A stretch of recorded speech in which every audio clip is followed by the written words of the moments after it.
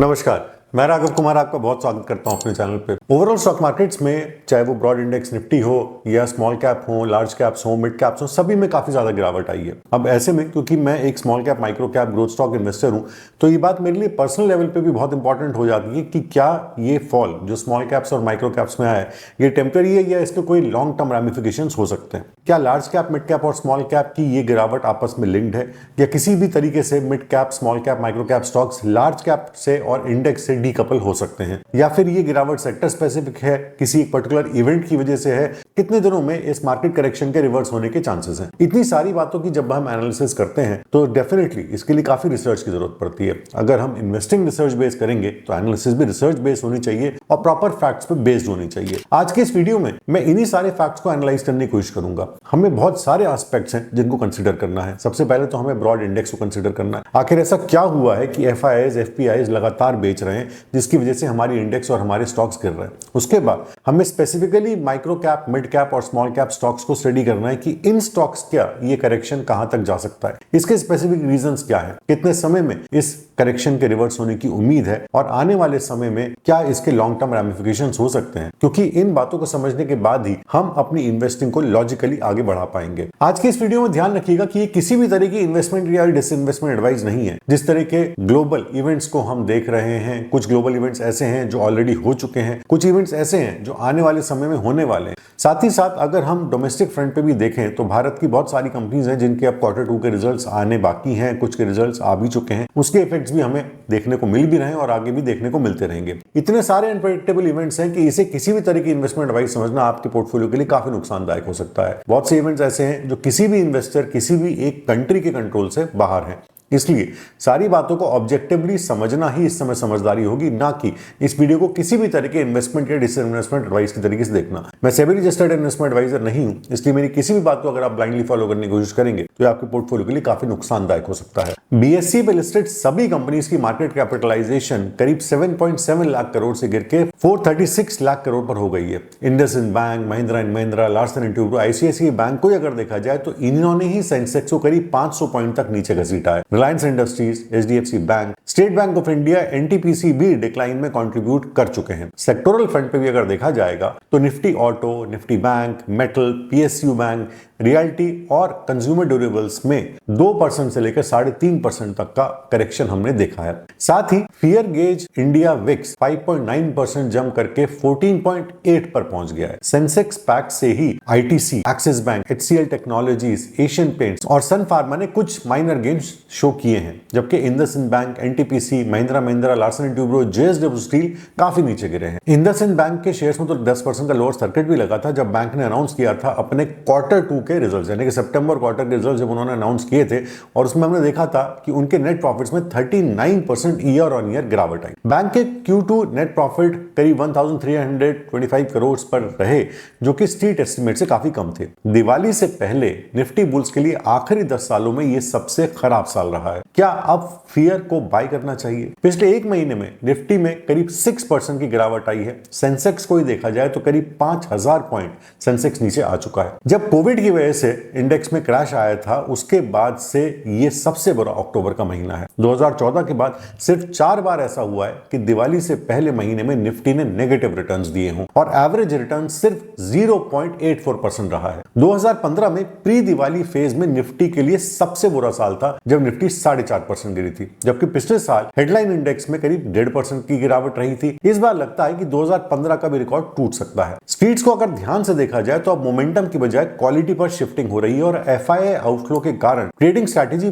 Bye on dip से हट करके सेल ऑन रैली में बदल रही है। यानी कि जब भी मार्केट बढ़े तो आप बेच दीजिए, क्योंकि ऐसा लग रहा है कि गिरना तो लगभग तय है। एनालिस्ट का ऐसा कहना है कि जब तक ये कंटिन्यू हो सकता है तब तक कंजम्पशन और अर्निंग्स ग्रोथ के क्लियर साइंस वापस नहीं आते। बर्नस्टीन के क्वांट स्ट्रैटेजीज के डाउनग्रेड के कुछ दिन बाद गोल्डमैन सैक्स ने भी पिछले हफ्ते इंडिया को ओवरवेट से न्यूट्रल पर डाउनग्रेड कर दिया। स्लोइंग इकोनॉमिक ग्रोथ के कारण एफआईआईज ने मार्केट से करीब 86,000 करोड़ रुपए पिछले हफ्ते तक निकाले हैं और अगर उनके टोटल आउटफ्लोज को देखा जाए तो वो 1 लाख करोड़ क्रॉस कर चुके हैं। इतना जरूर है कि प्राइमरी मार्केट्स में उन्होंने करीब 17,000 करोड़ की बाइंग भी करी है, जिसकी वजह से उनकी नेट सेलिंग 1 लाख करोड़ के नीचे आ जाती है। ये पैसा जो उन्होंने आउटफ्लो किया है यानी कि निकाला है, इसमें 2 मेजर रीजंस आते हैं। सबसे पहला रीजन है चाइना की तरफ शिफ्ट होना, और दूसरा एक डर है कि कहीं ऐसा ना हो कि Q2 की अर्निंग्स वीक रहें। बट इसी बीच में DIS ने करीब 93,000 करोड़ रुपीस इन्वेस्ट भी किए हैं। लॉन्ग टर्म बुल्स के लिए ये करेक्शन एक अच्छा एंट्री पॉइंट हो सकता है। यानी कि अगर आप एक लॉन्ग टर्म इन्वेस्टर हैं और आप एक बुलिश व्यू रखते हैं मार्केट की तरफ, इंडियन कंपनीज की तरफ, इंडियन इकोनॉमी की तरफ, तो डेफिनेटली आपको एक बहुत अच्छा एंट्री पॉइंट यहां से मिल सकता है, क्योंकि मार्केट में करेक्शन है। आपके जो फेवरेट स्टॉक्स हैं, चाहे वो किसी भी सेगमेंट में हो, इस समय गिरे हुए हो सकते हैं। रिसेंट करेक्शन छोटे स्टॉक्स पर भी काफी बुरा असर दे रहे हैं, खासतौर से वो स्टॉक्स जो कि ज्यादातर रिटेल इन्वेस्टर्स के फेवरेट रहे हैं। PSU defence stock Cochin shipyard for example 52 week high से 52% तक नीचे गिर चुका है। मार्केट वॉचर्स का ऐसा कहना है कि ब्रॉडर मार्केट्स में फ्रॉथ अभी पूरी तरीके से क्लियर नहीं हुई है, जो कि एक बहुत डेंजरस साइन हो सकता है। कंपनीज जिनका फ्री फ्लोट कम है, यानी कि जिनमें लिक्विडिटी कम है, उन पर स्पेसिफिक ध्यान देना चाहिए, क्योंकि लिक्विडिटी लिमिटेड होने के कारण इनकी प्राइस शार्पली मूव कर सकती है। PSU डिफेंस और कुछ केपेक्स ड्रिवन बिजनेसेस, यानी कि जिनमें कैपिटल एक्सपेंडिचर बहुत ज्यादा रिक्वायर्ड होता है, अभी भी ओवर वैल्यूएशन के जोन में है। टाइपिकली दिवाली के टाइम पर स्टॉक मार्केट एक पॉजिटिव बायस रखता है, क्योंकि एक ऑस्पिशियस ओकेजन है, बहुत बड़ा त्योहार है, और ऑप्टिमिज्म और इन्वेस्टर कॉन्फिडेंस को काफी बूस्ट भी मिलता है। इस समय आपका इन्वेस्ट करने का भी मन करता है, नई खरीदारी करने का भी मन करता है। बहुत से इन्वेस्टर्स ऐसे होते हैं जो स्टॉक मार्केट में नई एंट्री ले रहे हैं, वो भी इस ऑस्पिशियस टाइम की वेट करते हैं। इंडिया की long term growth story definitely अभी भी बहुत स्ट्रांग है, और कुछ एनालिस्ट ऐसा भी मान रहे हैं कि इंडियन इक्विटीज अपने ऑल टाइम हाइज को नेक्स्ट मंथ तक वापस क्लेम कर लेंगे। निफ्टी 50 की अर्निंग्स ग्रोथ के कॉन्सेंसस में अगर अर्निंग्स डिसअपॉइंट करते हैं, तो ये मार्केट करेक्शन को फर्दर डीपन करने के लिए एक बहुत बड़ा रीजन बन सकता है। FI सेलिंग ने इंडियन लार्ज कैप्स में long term opportunities definitely create कर दी है। मार्केट में लार्ज कैप्स अपने 52 वीक हाई पे जाए और वहां से काफी करेक्शन हमें देखने के लिए मिले, तो डेफिनेटली अगर एक लॉन्ग टर्म इन्वेस्टर के नजर से देखा जाएगा तो ये बहुत अच्छे एंट्री पॉइंट्स हो सकते हैं। इंडिया में मार्केट वैल्यूएशंस एलिवेटेड हैं, लेकिन बबल टेरिटरी में अभी तक नहीं है, ऐसा बहुत सारे एनालिस्ट का कहना है। और रीसेंट करेक्शन FI सेलिंग के कारण है, यानी कि मेनली जो इस समय करेक्शन हम देख रहे हैं वो FI सेलिंग की वजह से। इसके पीछे है sell India buy China strategy. इसको एक शॉर्ट टर्म मूवमेंट भी कहा जा सकता है, एक शॉर्ट टर्म FIs की तरफ से स्ट्रैटेजी भी मानी जा सकती है, जो कि चाइना के स्ट्रक्चरल इश्यूज के कारण है, जो लॉन्ग टर्म इन्वेस्टर्स के लिए इंडियन लार्ज कैप्स में अपॉर्चुनिटीज प्रेजेंट करता है। इंडिया के लार्ज कैप वैल्यूएशंस एलिवेटेड है, लेकिन बबल टेरिटरी में नहीं है। एक्सेसिव वैल्यूएशंस मार्केट क्रैशेस को लीड कर सकती हैं, पर अभी भी कॉन्टेक्स्ट में क्रैश अनलाइकली है, क्योंकि डोमेस्टिक लिक्विडिटी काफी स्ट्रांग है, जो डिक्लाइंस को सपोर्ट कर सकती है। जब भी मार्केट्स गिरते हैं, कोविड के बाद से हमने एक शिफ्टिंग ट्रेंड देखा है कि मार्केट्स की गिरावट में बहुत से रिटेल इन्वेस्टर्स मेरे और आपके ऐसे जैसे हैं, जो कि म्यूचुअल फंड्स में इन्वेस्ट करते हैं, वो अपनी SIPs उस समय बढ़ा देते हैं, बल्क में पैसा इन्वेस्ट करना शुरू करते हैं। छोटे छोटे अमाउंट्स भी जो उनके लमसम में निकलते हैं, वो मिल करके एक बहुत बड़ा फंड क्रिएट करते हैं, जिसकी वजह से DIS की बाइंग ने FIs की सेलिंग को काफी सपोर्ट किया है, और इंडियन मार्केट्स को हर डिक्लाइन पे वहां से सपोर्ट मिलता है। पर मार्केट में एक करेक्शन विटनेस किया जा रहा है, जो कि मेनली FI सेलिंग से ट्रिगर हुआ है। निफ्टी पीक से लगभग 6% से ज्यादा करेक्ट हो चुकी है। अक्टूबर में FIs ने एग्रेसिव सेलिंग स्प्री चलाई है। NSDL डेटा के अनुसार अक्टूबर के पहले 14 ट्रेडिंग डेज में ही FIs करीब 88,000 करोड़ से ज्यादा के इक्विटी सेल कर चुके थे। चाइनीज अथॉरिटीज ने अपनी इकोनॉमी को स्टिमुलेट करने के लिए मॉनेटरी और फिस्कल मेजर्स अनाउंस किए, जो कि चाइनीज स्टॉक्स के लिए स्ट्रॉन्ग फंड फ्लोज को ट्रिगर कर चुके हैं। FIs ने एक्सपेंसिव मार्केट से सेल करके चीप चाइनीज स्टॉक्स को बाय करने का डिसीजन लिया, जो कि एलिवेटेड वैल्यूएशंस की वजह से डेफिनेटली इंडियन मार्केट्स उनकी टॉप चॉइस में रहे। यानी कि सेल करने के लिए जब उन्होंने दुनिया भर के मार्केट्स को देखा होगा, तो उन्हें इंडियन मार्केट सबसे ज्यादा ओवर वैल्यूड लगे होंगे, जिसकी वजह से उन्होंने वहां पे सेलिंग करी है और चाइना में अपने स्टॉक्स को बाय करना शुरू किया, क्योंकि चाइनीज स्टॉक्स इस समय काफी लो वैल्यूएशन पे थे।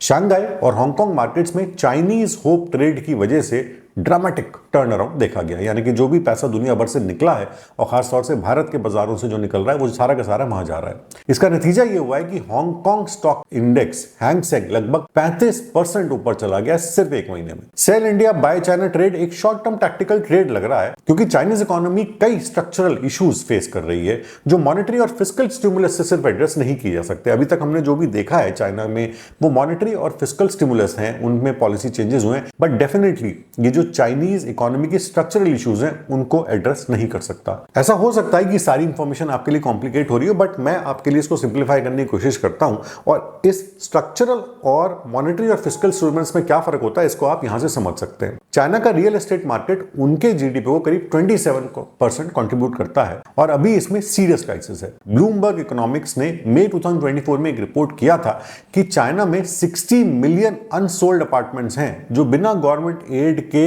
बेचने में 4 साल लगेंगे। इस शॉर्ट टर्म टैक्टिकल ट्रेड के ऑपोजिट अगर हम इंडियन ग्रोथ स्टोरी को देखें तो वो एक स्ट्रक्चरल लॉन्ग टर्म प्रोस्पेक्ट के साथ आती है। एलिवेटेड वैल्यूएशन के कारण रिवर्जन टू मीन तो रिस्क रहता ही है। इसका मतलब है कि एक मीन वैल्यूएशन होती है, एक एवरेज वैल्यूएशन होती है किसी भी मार्केट की, किसी भी इकोनॉमी की। जब भी उस मीन से काफी ऊपर वो वैल्यूएशंस चली जाती हैं और लंबे समय तक वहां मेंटेन रहती हैं तो उसे हम कहते हैं एलिवेटेड वैल्यूएशंस। जब भी इस तरह की एलिवेटेड वैल्यूएशंस हम देखेंगे तो एक रिस्क तो रहेगा कि कभी भी मीन की तरफ वो वैल्यूएशंस वापस रिवर्स कर सकती हैं और मेरे ख्याल से वही यहाँ पे इंडियन मार्केट्स में देखा जा रहा है। लेकिन एफआईएस की सेलिंग लॉन्ग टर्म इन्वेस्टर्स के लिए अपॉर्चुनिटी डेफिनेटली ओपन अप करती हैं। सेंसेक्स और निफ्टी कोविड मार्केट क्रैश के बाद अपना वर्स्ट मंथ अक्टूबर इस समय रिकॉर्ड कर रहे हैं, जिसमें सेंसेक्स में 5% का ड्रॉप देखा गया है। अब अगर आपने 2020 का कोविड क्रैश देखा हो तो उसके बाद हमने एक स्ट्रॉन्ग वी शेप्ड रिकवरी देखी थी जहां से इंडियन मार्केट्स ने दोबारा पलट के नहीं देखा। उस समय 11,000 12,000 के बीच में निफ्टी रहती थी, गिर करके काफी नीचे निफ्टी आई थी, लेकिन उसके बाद आज की डेट में सिर्फ 4 साल बाद वो 11,000 12,000 लेवल्स सिर्फ सपना बनकर रह गए। वहां से डबल से भी ज्यादा आज हम बैठे हुए हैं। जो भी आज हम बातें करते हैं किसी भी करेक्शन की, किसी भी फॉल की, वो आज के कॉन्टेक्स्ट में करते हैं, बट हम 3-4 साल पुराना सिनेरियो भूल जाते हैं जब हम 12,000 की वैल्यूएशंस को ऑल टाइम हाई कह रहे थे। उसके बाद निफ्टी 13,000 14,000 और 15,000 पर जब पहुंची तो एक बहुत बड़ा बबल बहुत सारे एनालिस्ट को दिखाई दे रहा था कि इंडियन स्टॉक मार्केट्स में क्रिएट हो चुका है। बट उस बबल के बाद क्या हुआ, आज निफ्टी 26,000 को टच करके 24,500 24,000 के करीब ट्रेड कर रही है। इसलिए जब भी आप वैल्यूएशंस की बात करते हैं उसे प्रैक्टिकली सोचना और अपनी स्ट्रक्चरल इकोनॉमिक ग्रोथ के हिसाब से कोरिलेट करना बहुत इंपॉर्टेंट होता है। इस कोविड की वी शेप्ड रिकवरी को मैंने इसलिए यहां पे मेंशन किया है क्योंकि वहां पे भी बहुत अच्छी अपॉर्चुनिटीज लॉन्ग टर्म इन्वेस्टर्स के सामने क्रिएट हुई थी। एफआईएस के आउटफ्लोज, आईपीओज और म्यूटेड Q2 अर्निंग्स के कारण ये डिक्लाइन इस समय देखा जा रहा है। एनालिस्ट ऐसा सजेस्ट भी कर रहे हैं कि और करेक्शन पॉसिबल है। मेजर क्रैश की यहाँ पे कोई एक्सपेक्टेशन ज्यादा नहीं है क्योंकि डोमेस्टिक लिक्विडिटी स्ट्रांग है जो मार्केट्स को सपोर्ट करती है। जैसे कि मैंने पहले भी मेंशन किया कि डोमेस्टिक लिक्विडिटी 2 कारण से होती है। एक तो जो एसआईपीज हम म्यूचुअल फंड्स में बढ़ा देते हैं, या लमसम इन्वेस्टमेंट काफी सारे इन्वेस्टर्स मार्केट गिरने पर बढ़ा देते हैं, और डायरेक्ट स्टॉक इन्वेस्टमेंट भी जो मेरे और आपके जैसे रिटेल इन्वेस्टर्स मार्केट के गिरने में बढ़ा देते हैं। यानी कि हम इस करेक्शन को एज एन अपॉर्चुनिटी ट्रीट करते हैं और अगर हमारी पसंदीदा स्टॉक्स हमें कम रेट में मिलते हैं तो हम उसमें इन्वेस्ट कर देते हैं। ये सबका इंडिविजुअल डिसीजन होता है। इसमें प्लीज ना तो कमेंट्स में मुझसे पूछिएगा कि कौन से स्टॉक्स में बाय करना चाहिए, कौन से स्टॉक्स को इस समय सेल करना चाहिए, क्योंकि ये एक इंडिविजुअल डिसीजन है। और जो भी आपके फेवरेट स्टॉक्स हैं, अगर आपको लगता है कि इनकी long term growth story intact है तो उसमें बाइंग की जा सकती है। ऐसा एक सेट इन्वेस्टमेंट स्ट्रैटेजी भी इसको कहा जा सकता है, जो कि सालों से सदियों से यही स्ट्रैटेजी चलती आ रही है, buy index and sell on highs. BSE mid cap index और बीएसई स्मॉल कैप इंडेक्स में भी गिरावट काफी रही है और 5.2% और 7.3% रिस्पेक्टिवली करेक्ट हुए। सेक्टोरल फ्रंट पे अगर हम देखें तो निफ्टी मीडिया, मेटल, रियल्टी में 7% की गिरावट देखी गई।